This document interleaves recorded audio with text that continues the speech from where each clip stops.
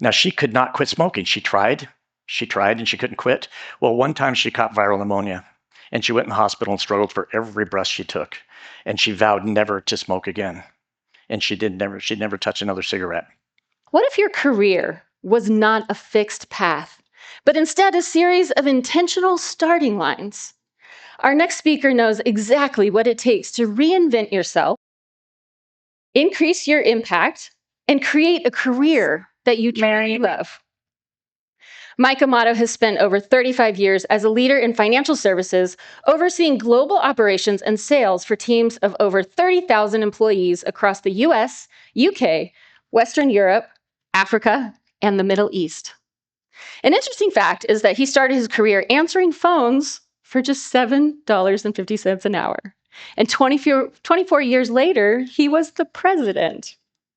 He's also the co-founder of Ambassador Wines of Washington. Give it up for Ambassador Wines. Today, Mike is an executive coach and author of The Better Way to Win, helping professionals transform their leadership, refresh their personal brand, and craft careers that they love. And his talk, Revitalize Your Career, Creating a New Starting Line, will show you how to shift your mindset, master new skills, and project the version of yourself that attracts the success that you want. So please give a thunderous round of applause, and let's welcome Mike Amato. Thank you. Thank you very much, Sonia. You know, several months ago, I woke up in the morning and I checked my email like I always do. And this one email caught my eye. What it said was, Mike, I'm not sure how much more I can take. So intrigued, I opened up the email. I looked inside, and it was written by a true corporate athlete. This woman had grown her career in the technology world from the very beginnings all the way to a senior manager role of a very large company. But recently, people had been promoted around her. She had been seeing her relationship with her boss slipping. She was struggling to understand what she could do differently because the things she had done to that point were no longer working. So she said, Mike, I just need some help. I need to know what to do next. So we call that a burning platform. So the burning platform is when you've exhausted all options and you have to make change. You have to do something. You might even have to jump. And we started talking about what we could do differently and what the burning platform's like. One of the things we knew was that the burning platform is the most motivational time for you. It's the key time for you to make a change. For example, my mother was a smoker for 40 years.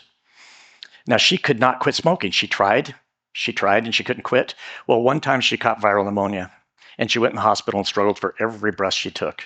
And she vowed never to smoke again. And she'd never touch another cigarette. So a burning platform is an incredibly difficult time, but it's also an incredibly motivational time, even if the motivation can be rough. So when you think about our corporate athlete, and we started working together, we were realizing that she was having a crisis in confidence. In other words, her level of confidence was showing visible insecurity.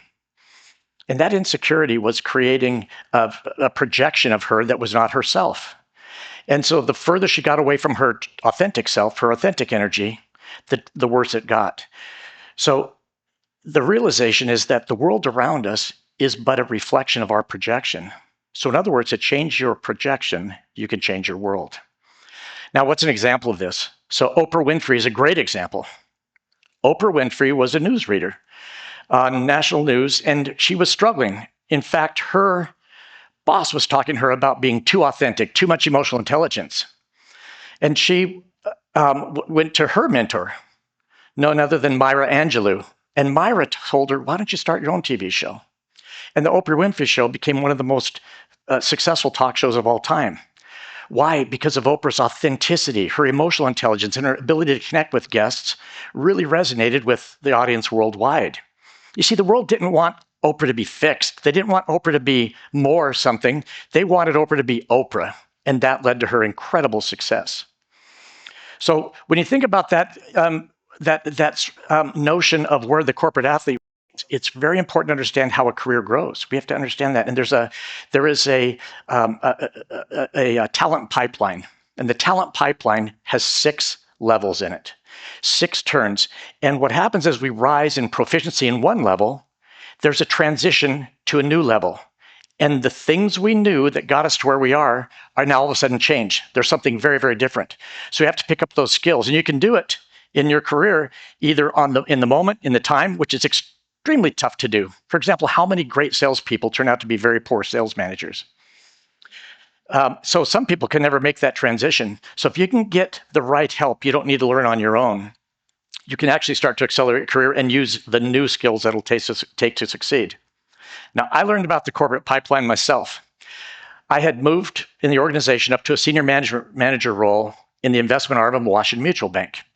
And I was struggling to differentiate myself, struggling to differentiate my performance. And in fact, I kind of didn't like my boss, and my boss didn't like me. And so again, the harder I tried, the worse it got. So I went to my mentor, and he said, Mike, you may need to come to the parent company, which is, by the way, poised for growth. And so I literally had to change elevator banks. Now, to do so, I had to go down 2 levels, and my wife thought I was crazy. I mean, that's career suicide to go down in an organization. But I had to change elevator banks and go down 2 levels to go up to the 42nd floor. The other elevator bank only went to the 8th floor. So I did that. I went 2 levels down. My colleagues at the investment arm thought it was pretty funny. They had a good couple laughs at my expense. But I'll tell you, 3.5 years later, when I moved up 3 levels and I became a senior manager now in the parent company, they actually moved, irony of all ironies, the subsidiary, the investment subsidiary, into my organization. So my ex-colleagues weren't laughing quite so hard at that point in time. So now, our corporate athlete, what happened? Well, she started to become herself again. She started to project. In other words, we didn't try to fix the things that she could do better. We started working on the things how she can expand her, what we call superpowers. She started doing it. She started showing up differently. She started projecting something much more powerful. She moved into a strategic thinker as opposed to execution. And she started projecting a personal brand of somebody who was worthy and able to do more in the organization. You see, what we did is create a new starting line. And that new starting line announced her presence and her ability to grow in the company in an entirely new way. So in February of this past year, our corporate athlete switched parts of the organization, went to a different part of the organization, and she became a managing director. Now she has a bigger team. She's making impact that she never thought she'd make in that organization, and she's flying in her career. And the thing that I would tell her is that she's got 2 more moves coming. They're coming.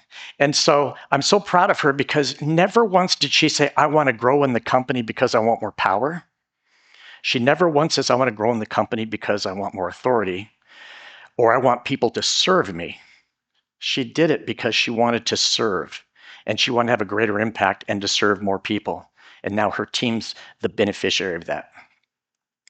So my question for all of you is this. Are you on a burning platform now? Are you ready to ask somebody for help and guide you off that platform? Or are you somebody who wants to change before they hit the burning platform? Either way, I could tell you the world, the next level, is not waiting for you to be perfect. The world is waiting for you to begin. Thank you, everybody.